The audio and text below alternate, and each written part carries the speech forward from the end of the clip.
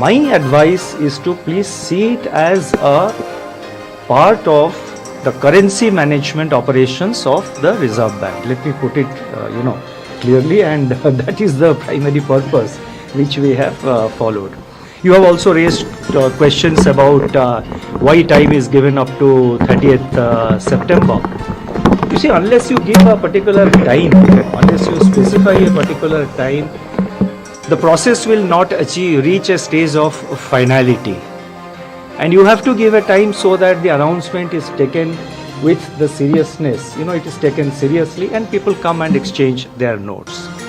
The banks have been advised. We have issued further circulars yesterday to the banks to make necessary arrangements, including arrangements to ensure that the people do not stand under the hot sun in this peak summer, to make arrangements for drinking water.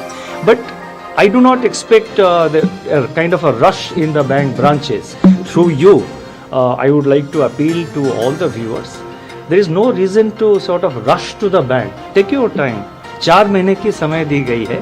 आप आराम से 4 महीने के अंदर जब भी आपको suitable होता है आप नोट एक्सचेंज करिए. ऐसा नहीं कि आप तुरंत आज ही जाए, कल ही जाए. आज कल से शुरू हो रहा है.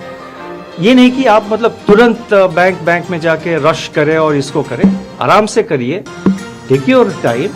4 महीने हैं. By September 30th, please exchange it.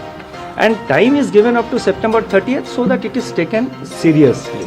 Because otherwise, if you leave it open-ended, then it becomes a kind of a endless process.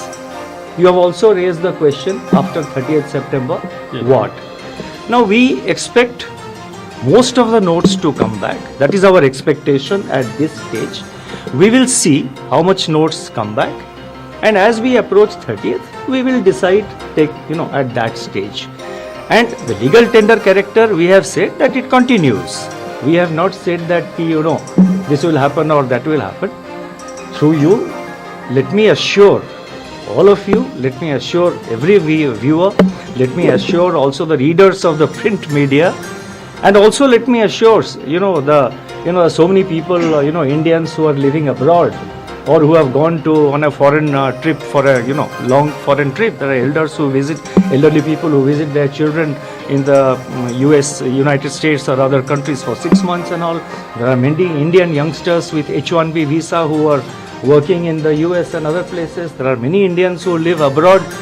Through you, let me assure the people who are abroad, the people who are now in the foreign countries, and let me assure people who are within India, कि जो भी कठिनाइयाँ आप face करते हैं, we will be sensitive to that. Whatever difficulties or whatever representations we come across, it will be our endeavor to address the difficulties of the people and to complete the entire process in a smooth manner. So इसीलिए चिंता की कोई कारण नहीं है. आप आराम से एक्सचेंज करिए नोट. आपका जितना कोई भी कंप्लेंट हो, कोई भी डिफिकल्टी कठिनाइयाँ हो, हम बैंकों के थ्रू या डायरेक्टली हम तो उसको मॉनिटर कर रहे हैं.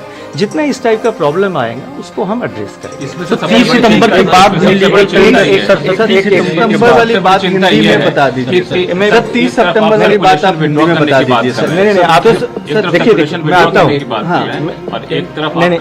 नहीं सुनिए आप 1 by 1 करिए ना. मैं पहले आप एक बार state that it will not be band.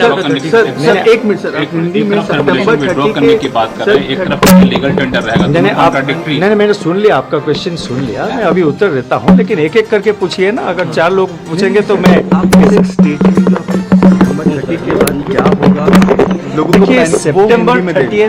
September 30th का एक हमने टाइम इसीलिए स्पेसिफाई किया है ताकि हमने जो ये अनाउंसमेंट किया है उसको सीरियसली लिया जाए. आप किसी भी एक्सरसाइज में, किसी भी प्रोसेस में अगर आप एक डेट नहीं देते हैं तो और उसको ओपन हैंडेड ऐसे ही खुला छोड़ देते हैं तो सीरियसली नहीं लिया जाता है. इसीलिए हमने ये डेट दिया है कि 30 सितंबर तक आप रिटर्न करिए. 4 महीने की समय है. कोई जल्दबाजी की ज़रूरत नहीं है. आराम से आपको जब भी टाइम हो आप नेक्स्ट सितंबर 30 तक आप आराम से आके उसको एक्सचेंज करिए या अमाउंट अपने अकाउंट में, खाता में डिपॉजिट कर दीजिए. तो इसीलिए चिंता की कोई कारण नहीं है. और जितना डिफ़िकल्टीज़ हो या जितना रिप्रेजेंटेशंस हो, मतलब जैसे कि मैंने कहा कुछ लोग फॉरेन कंट्रीज़ में रहते हैं, कुछ लोग फॉरेन ट्रैवल पे गए हैं, उन सब का जितने कठिनाइयाँ हैं, जितना डिफ़िकल्टीज़ है, वो हम सब स्टडी करके उसके कुछ हल निकालेंगे ज़रूर, ये मेरा आश्वासन है। और मैं सबको अश्योर करना चाहता हूँ कि कोई मतलब कंसर्न की बात नहीं है।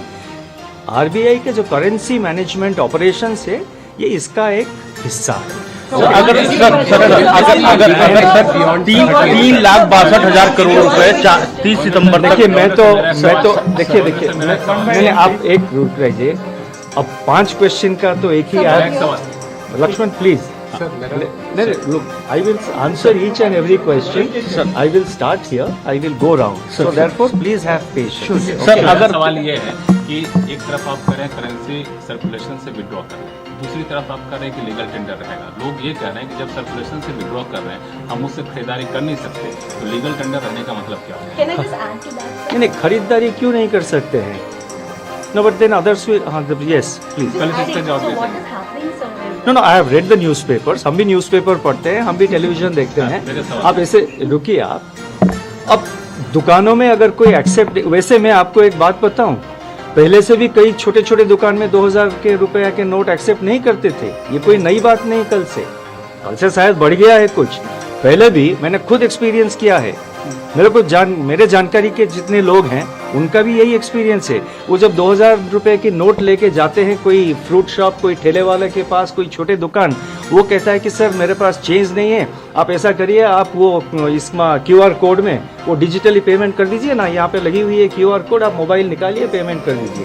तो ये जो है एक रिलक्टेंस था 2000 रुपया नोट को मतलब एक्सेप्ट करने के लिए दुकानों में, ये पहले से था, कोई नई बात नहीं। कल के बाद शायद बढ़ गया है, मैंने पेपर भी देखा कुछ रिपोर्ट्स, लेकिन मैं तो नोटिफिकेशन में हमने कहा है it continues as legal tender, हमने तो कहीं पे नहीं कहा, उसके आगे तो और कुछ नहीं कहा। और मैंने ये कहा कि हमारा एक्सपेक्टेशन ये है कि 30 सितंबर के अंदर जो है मैक्सिमम क्वांटिटी ऑफ नोट्स वापस आ जाएंगे। हम देखेंगे उस वक्त, we will see and we will take it. इस बुलेटिन में इतना ही। नमस्कार।